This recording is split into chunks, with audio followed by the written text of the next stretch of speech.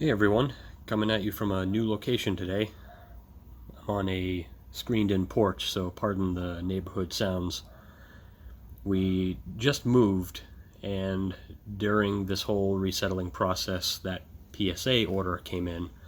I was planning on doing a blind reveal along with everybody, but with everything going on, I had to check them out, make sure I, had the right cards and all that. So I have looked at them. I know what the grades are, and it was interesting. Had some pleasant surprises and some kind of not so pleasant surprises. Overall, I think it was pretty good. Absent from this pile are the two cards that my boys submitted. They're those cards are squirreled away in their rooms somewhere. My oldest submitted a Vladdy no number rookie, and I thought it was going to get like an 8, and it got a 10. Go figure. Awesome for him, though. He's stoked about that. Okay, I have to interrupt. The microphone I was originally using for this recording started to flake out, and I didn't realize it at the time. So I'm going to voice over the rest of this and try to keep it as in line with the original recording as I can. So as I was saying, my younger boy submitted a Topps Big League rookie card of Ronald Acuna Jr. It was the blue parallel, which is a pretty neat card you don't see very often. I thought it was going to be an 8 best case, and he ended up getting a 9, which is pretty fantastic. It's a card that you don't see graded very often either. The pop counts, last I checked, were pretty low on it. Anyway, let's take you through some of these cards here, and the first one I'm going to show is one I sort of threw in at the last minute to fill up a spot. It's the Nico Horner First Bowman Chrome. I had a bunch of these 2018 Bowman Draft Chrome cards that I went through and tried to find, decent gradable copies of them. This was one of the better ones, and it got a 9. I thought it was going to get a 9, so no surprises there. Next up, I thought this was going to get a 9 and was pleasantly surprised to find that it got a 10. This, of course, is the 2018 Topps Archives Ronald Acuna Jr. rookie. This is one of my favorite cards of his. I really like the 81 Topps design. This is one that I thought was going to get a 9, and it got a 9. The Soto Chrome Update rookie card. This is one that doesn't sell for nearly as much now as it did back when I submitted these cards almost a year ago, but his prices are rebounding a little bit. My plan for this was to sell the graded copy, flip it, and then just rebuy the raw card at some point when I found the right deal. I still will probably do that at some point. Here's one that was one of the real disappointments. I was real sure this one was going to get a 10, but it got a 9. This is the complete set photo variation out of one of the retail sets. These were all chrome refractors. This is one of my favorite Ohtani cards. If you want to find a rookie card of him in chrome that shows him batting, and you don't want his rookie debut from Update, then this is as good as it gets, I think. This is one that was a pleasant surprise. I thought this one was going to get a 9, but it got a 10. The Topps Series 2 Tatis. I've got a raw copy of that one, so I'll sell this graded one at some point.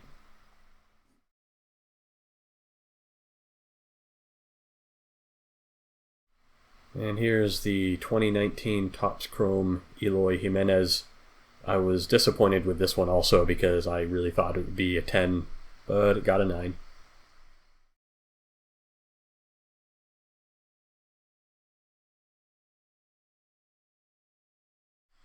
Next up is one that I submitted not really because of who's on it, but because of what it is.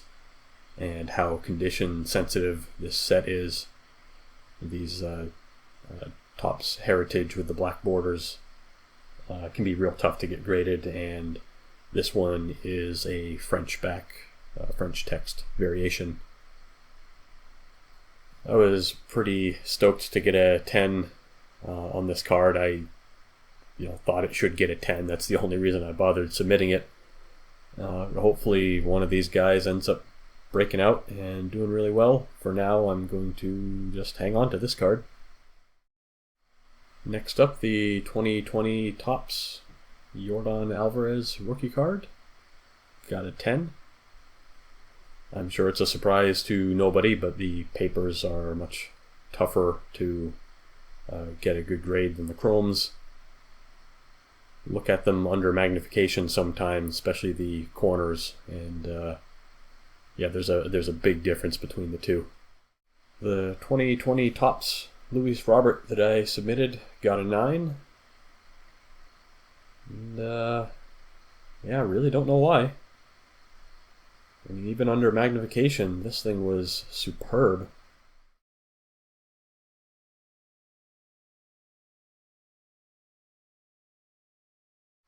'20 Topps Bo Bichette also got a 9. Also don't know why.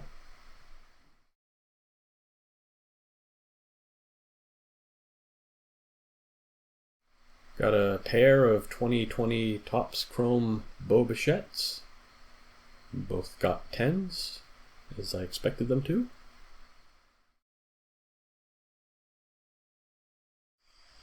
Next up, 4 2020 Topps Chrome Kyle Lewis's. I guess I'd submitted 4 of them. I'd forgotten that I submitted that many. Got a 10, a 9, a 9, and another 10.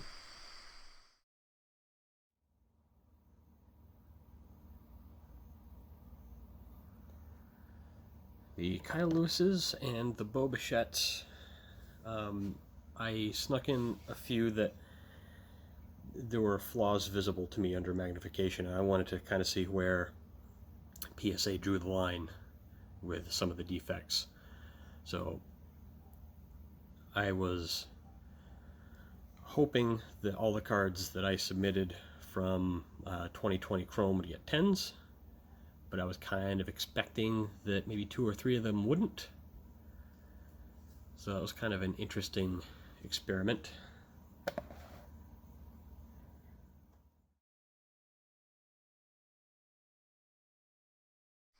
The 2020 Topps Chrome Luis Roberts that I submitted both got 10s.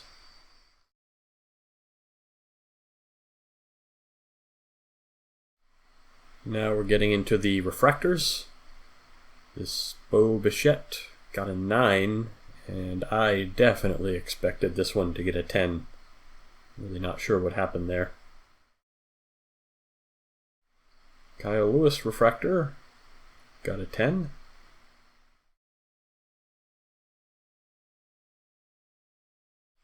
The Yordan Alvarez and Gavin Lux both got 9s, annoyingly.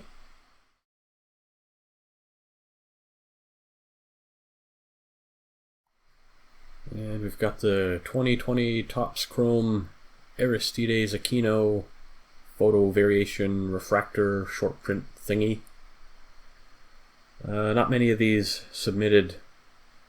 I guess probably because his card prices have been so down and everything, but it's a real low pop count. I think when I submitted it there was 1, and currently, as of this recording, sits at a pop 13 or 14, I believe.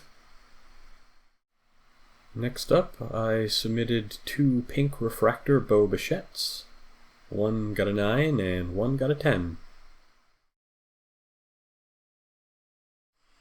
And finally, this one, at least back when I submitted the cards, was the key card in the submission. At the time, PSA 10 was going for around $500. Of course, things have changed quite a bit since then, but I was really happy to have this one come back a 10. I was very much expecting it to be a 10. My plan for this one was to get a raw copy of the card and flip the graded copy. This is the only copy that I had for my pink refractor set that I put together. So I did end up getting, in the meantime, a raw copy of the card. I'm still going to hang on to this one for a little bit. I think Robert's got a long way to go. This is a great one to just patiently sit on for a while, and I guess I'll hopefully know when the time is right to get rid of it. So in that submission, there were 28 cards, I believe, and 22 of those I expected to get 10s. I'll bring you over to the little spreadsheet I used for tracking all this stuff so we can dig deeper into the gem rate, or expected gem rate, I guess you could call it, of this submission. Since this is the first time I had done a submission, I was very interested to keep track of this sort of stuff. So this is the spreadsheet where I kept track of the submission. It started out mostly I wanted to keep track of what the estimated grade was. I knew it would be a while before I got the cards back, and I didn't want to lose track of what grades I thought I was going to get versus what I actually got. As I mentioned, some of the Topps Chromes, particularly as I recall the Kyle Lewis and Bo Bichette cards, I put in a few that I could see flaws, tiny surface mark or corner that wasn't absolutely perfect under magnification, just to try to see where that point was where it went from a 10 to a 9, mostly for my own edification. So I guess you could argue that at least a couple of these expected 10s here, maybe could have been 9s.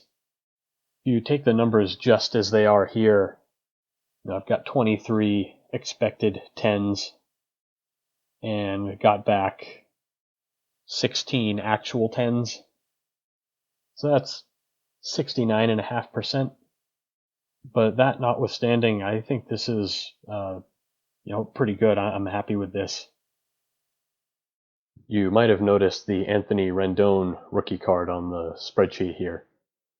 The group submission that I did broke the modern versus ultra modern into separate orders, so I didn't have this one back at the time to include in the reveal. But as you can see, it got a 10. The fees for the modern versus ultra modern were a little different. I don't think we'll ever see PSA fees like this again. I guess I got these in just in time. I didn't have any that exceeded the estimated fee. I was a little bit worried about that for the pink Luis Robert, but since his values kind of petered off in the meantime, it ended up not being an issue. Well, as always, thanks for watching, and I'll see you next time.